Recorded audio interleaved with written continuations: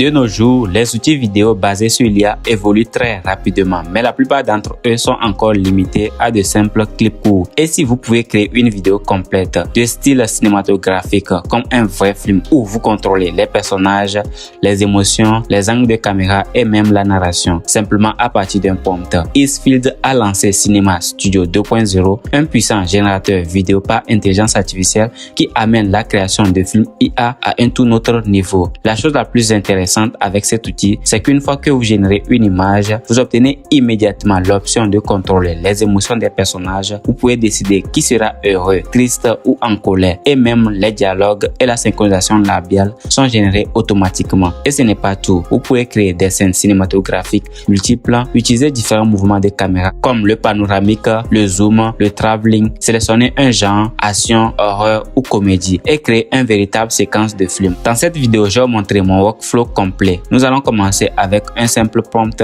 et créer étape par étape un projet complet. Si vous voulez découvrir le futur du cinéma par IA, regardez cette vidéo jusqu'à la fin. Commençons. Hello les amis, j'espère que vous allez bien. Dans la vidéo d'aujourd'hui, nous allons parler du tout nouveau modèle Cinema Studio 2.0 qui vient d'être mis à jour sur Easefield. Elle va pouvoir nous permettre de pouvoir générer des vidéos cinéma à partir d'un simple prompt où nous aurons la même mise et pouvoir générer, contrôler les mouvements, la caméra.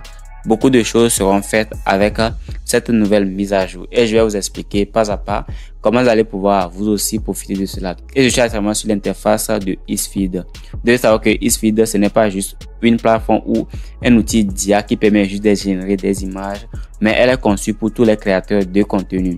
Pour arriver directement sur cette page, c'est très simple. Vous faites juste la recherche sur Easefield, la recherche de Easefield sur votre navigateur et puis vous prenez le premier lien. Mais pour ne pas faire des erreurs, je vous mettrai juste les liens dans la description de cette vidéo et également en commentaire. Je mettrai également le lien vers ce blog ici qui vous explique pas à pas les fonctionnalités, comprendre comment ça fonctionne. Chaque onglet est expliqué étape par étape directement sur ce site de blog que je vais laisser le lien dans la description ainsi que également en commentaire. Là, nous n'allons pas perdre trop de temps parce que je vais vous expliquer beaucoup de trucs ici. Il y a plusieurs options ici, mais ce qui nous intéresse, vous allez cliquer directement sur Cinema Studio 2.0, soit passer au niveau de l'onglet si elle a été ajoutée et épinglée. Vous cliquez sur l'une des options de votre choix. Mais l'interface, nous allons ensuite arriver sur notre espace de travail et c'est comme ça, elle se présente. L'interface, voilà, vous allez voir Cinema Studio. Juste en bas ici, vous allez voir, vous avez plusieurs options comme ici. La première option, c'est image. La deuxième, c'est vidéo. Donc, si vous venez ici, vous avez l'option vidéo. Et je vais vous expliquer chaque étape une par une. Donc, du coup, je vais revenir juste au niveau de image. Après, vous allez sélectionner image. Vous allez pouvoir décrire l'image que vous souhaitez avoir juste au niveau de describe your scene. Décrivez votre scène.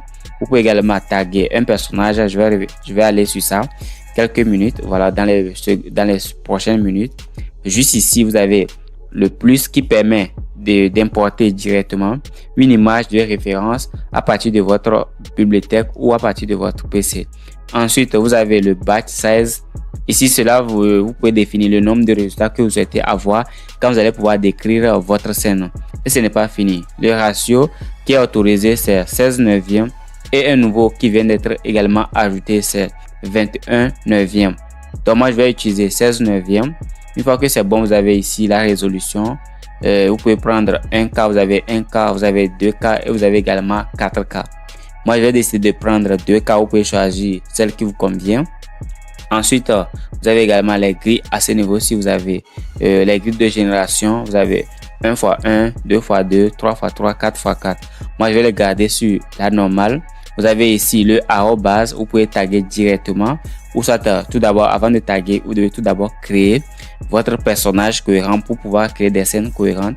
C'est très simple. Vous cliquez sur Create. Après, vous importez votre image.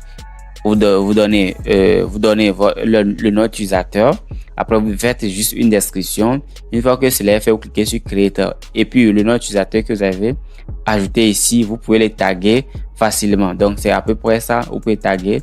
Je vais revenir juste en arrière. Vous pouvez les taguer. Après, ça va décrire votre prompt. Maintenant, nous allons passer juste au niveau de caméra à ce niveau-ci. Voilà. Après, vous allez cliquer là. Vous allez voir. Vous avez la caméra.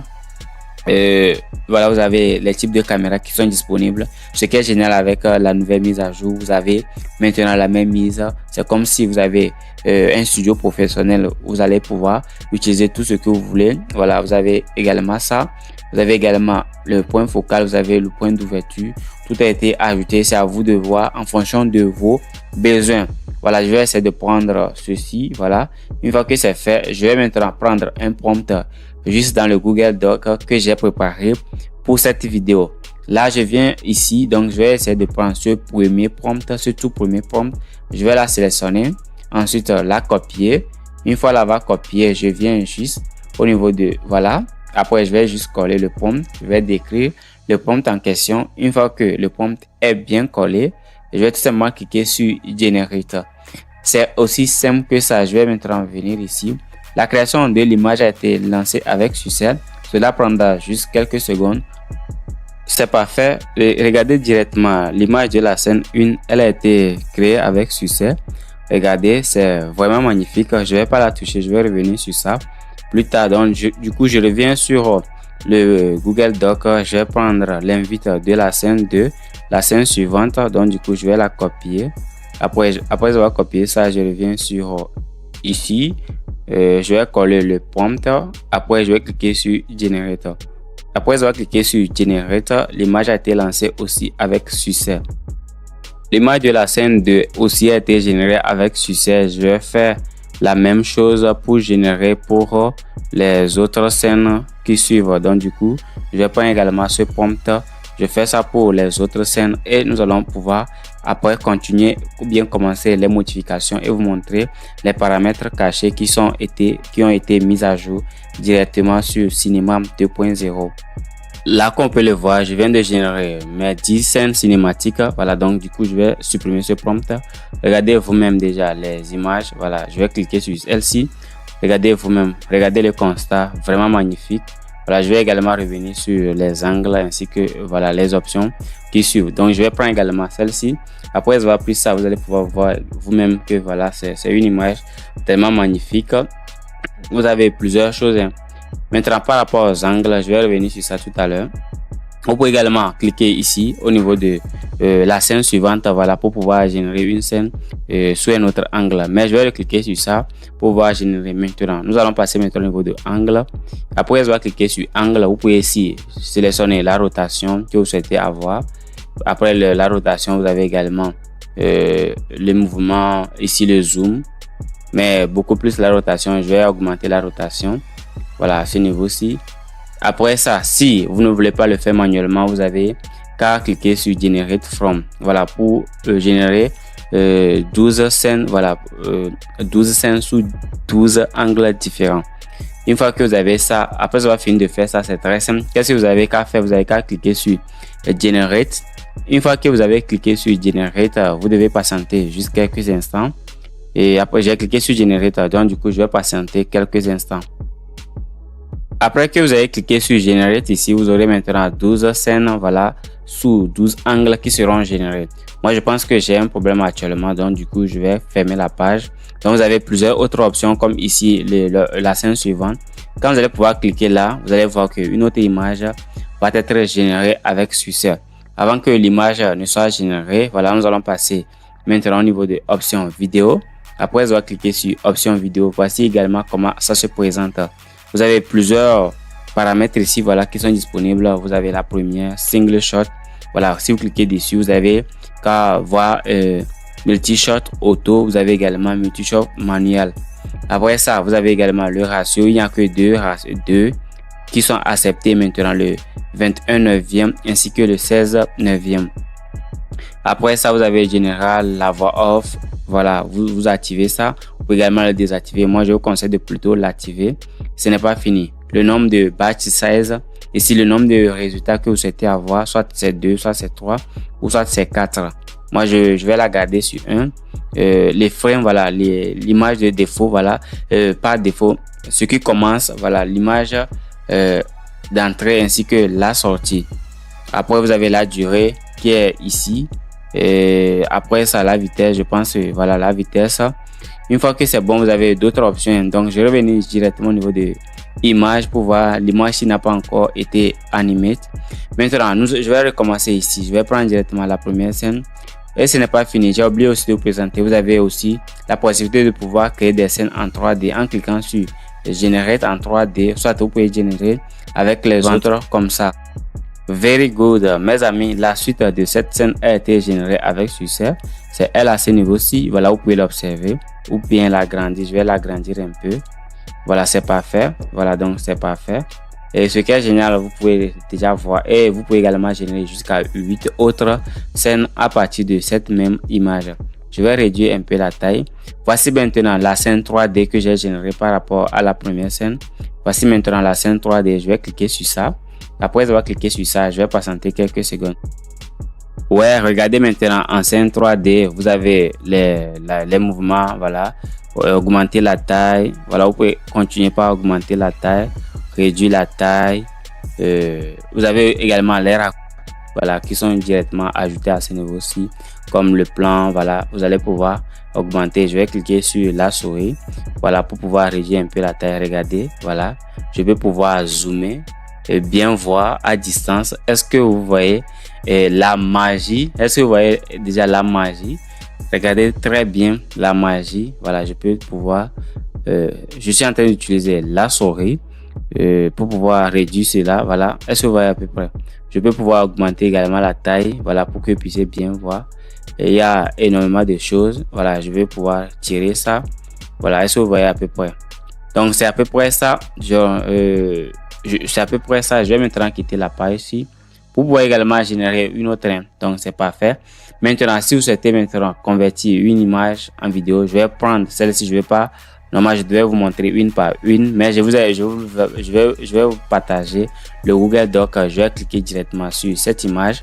Après, je vais cliquer sur Animate pour pouvoir passer directement au niveau de la partie suivante. À ce niveau-ci, on dit que l'image n'a pas été acceptée. Du coup, je vais revoir ça. Je vais revenir ici, voilà, juste au niveau de image. Je viens ici. Après, je vais appeler image. Et je vais ensuite cliquer sur Animate à nouveau. Après ça, l'image va être ajoutée. Voilà, donc c'est à ce niveau-ci. Je vais patienter quelques secondes jusqu'à ce que l'image ne soit chargée. Après ça, vous pouvez venir directement au niveau du Google Doc pour pouvoir prendre l'invite vidéo de la scène en question. Tout est disponible dans le Google Doc. Si je ne me trompe pas, je pense que c'est déjà l'invite 2, vidéo 2. Après ça, vous n'avez qu'à patienter, vous collez juste votre prompt. Et si on me dit encore que ça n'a pas été ajouté par rapport aux dimensions, maintenant vous avez les dimensions, voilà, qui sont disponibles. Et vous avez la résolution. Après la résolution, vous pouvez prendre 720p ou soit 1080p. Le nombre de reçus que vous souhaitez avoir, c'est ici. Le prompt, vous collez juste votre prompt en question. Après ça, la durée. Vous décrivez juste la durée de votre vidéo que vous souhaitez avoir. Vous pouvez la mettre jusqu'à 12 secondes. Une fois que cela est fait, vous n'avez qu'à cliquer sur Generate juste ici pour pouvoir convertir votre image en question en vidéo. Donc, après avoir lancé la création de votre vidéo, elle va s'afficher comme ça. Vous patientez pour pouvoir la visualiser, après la télécharger. Là, si je reviens juste au niveau des images, vous n'avez qu'à télécharger juste les images générées en passant par ce canal-ci, voilà. Et vous allez pouvoir télécharger une par une vos images cinématiques générées directement depuis Xvid avec la nouvelle mise à jour de Cinema Studio 2.0. Donc, par rapport au prompt, je vous laisserai tout dans le Google Doc ainsi que ce lien, voilà, pour pouvoir vous-même tester et me donner également vos résultats ainsi que vos avis dans les commentaires de cette vidéo. Là, je pense que c'est tout. Vous-même, vous allez pouvoir venir tester et comprendre beaucoup plus que ce que je viens de vous présenter dans cette vidéo. Là, je vous laisse. Prenez soin de vous. Ciao, ciao.